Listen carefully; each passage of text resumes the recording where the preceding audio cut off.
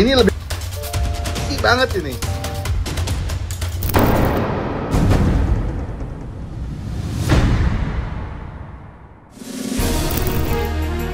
Belakangan, dunia kuliner tak hanya diramaikan oleh aroma masakan dan rasa yang menggoda, tetapi juga kontroversi yang melibatkan para food vlogger. Dari polemik hukum hingga kisah pahit usaha kuliner yang terpuruk akibat ulasan negatif. Namun di sisi lain, kehadiran food vlogger juga membawa dampak positif bagi UMKM. Berikut 5 fakta food vlogger. Fakta 1, food vlogger berhubungan dengan hukum.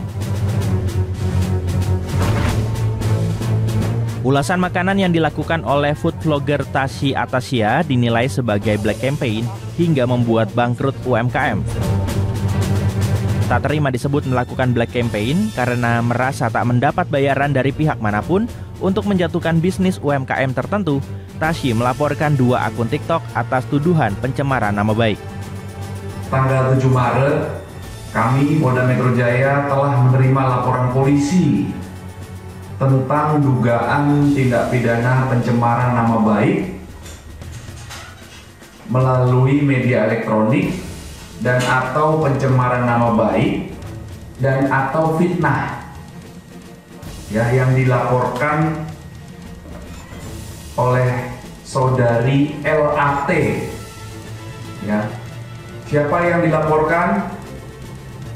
Ya, dengan nama S titik ya, kami sebutkan inisial, dan juga akun namanya B titik. Kreator konten kuliner Code Blue dilaporkan atas dugaan pemerasan bermodus review makanan. Food vlogger bernama asli William Anderson ini diperiksa oleh Polda Metro Jaya Selasa 11 Maret untuk menjelaskan kronologi dugaan pemerasan. Kasus ini dimulai saat Code Blue mengunggah konten kekecewaan terhadap salah satu toko kue atas laporan seseorang yang mengaku pernah bekerja di sana. Sebuah toko kue menyatakan telah melakukan tinjauan internal dan tidak menemukan bukti atas isu yang beredar. Minta maaf kepada BCT. Atas unggahannya, Code Blue telah menyampaikan permintaan maaf. Fakta 2, review kontroversial berujung boykot. Food vlogger Awi dihujat hingga diboykot publik karena dituding menjatuhkan sebuah UMKM. Dalam unggahannya, ia tak mereview makanannya, melainkan sikap penjualnya.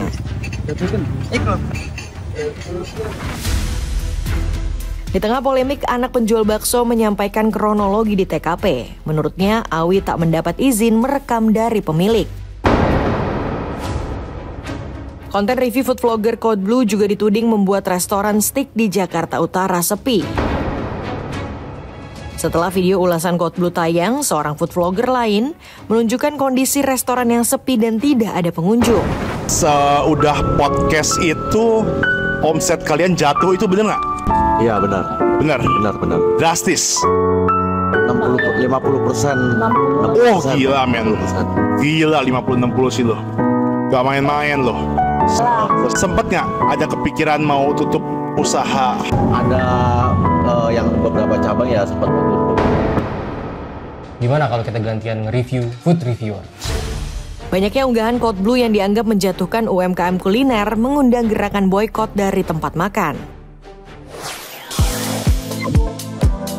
Fakta 3, review food vlogger dengan dampak baik. Review yang dilakukan food vlogger Benubulo ini membuat tempat makan ini viral dan banyak dikunjungi pembeli. Ngobrol sama Bang Hakimnya sendiri, terus dia bilang, ini gara-gara lu nih, Nom. Gara-gara saya apa, Bang? Ini rame gara-gara lu nih. Terus ada berikutnya pada datang semua, influencer lain yang yang food vlogger lainnya yang datang, terus dibilang makin rame. Dia bilang, tapi pokoknya intinya lu awal-awal nih, Bang Nung, lu awal-awal jadi rame. Ya alhamdulillah, ya maksudnya berarti nggak sia-sia kita ngefek gitu kan. Selain banyak dikunjungi pembeli, food vlogger lain juga ikut membuat konten review.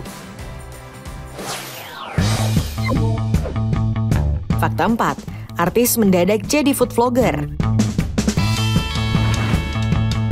Ayu Ting Ting mulai membuat konten yang mengulas berbagai jenis makanan. Salah satunya nasi Padang langganannya di Depok. Ini kita lagi ada di Padang Andalas. Padang Sinar Andalas. Ini salah satu Padang favorit gue yang hampir setiap hari kita beli. Ini adanya di Tol Iskandar Pertigaan deket rumah gue. Di tempat lain nggak ada ya udah ya. Sumpah ini pokoknya beda lah. Seandainya lu bisa ngerasain guys. Jadi makanya lu kalau nonton ini lu harus datang ke Padang Andalas ini. Sebagai komedian, semua ulasan Afdel Ahrian dibumbui lawakan. Dalam hidup ini memang kadang kalau kita jalan suka capek, terus kita pengen duduk, kita harus nyari bangku. Tapi kalau kita lapar, kita nyari mie ayam bangka. Meski banyak mereview makanan lain, Cing Afdel terkenal mengulas berbagai warung mie ayam. Publik merespon positif hingga memberi berbagai rekomendasi tempat makan dengan menu mie ayam. Fakta 5, food vlogger dengan penghasilan fantastis. Dari unggahan konten-kontennya, Tan Boy Kun yang dikenal dengan konten mukbang dan makanan pedas, punya estimasi pendapatan per tahun sekitar 1,8 miliar rupiah hingga 30 miliar rupiah. Farida Nurhan memiliki estimasi pendapatan per tahun sekitar 650 juta rupiah hingga 10,5 miliar rupiah. Sementara Next Carlos memiliki estimasi pendapatan per tahun sekitar 395 juta rupiah hingga 6,3 miliar rupiah.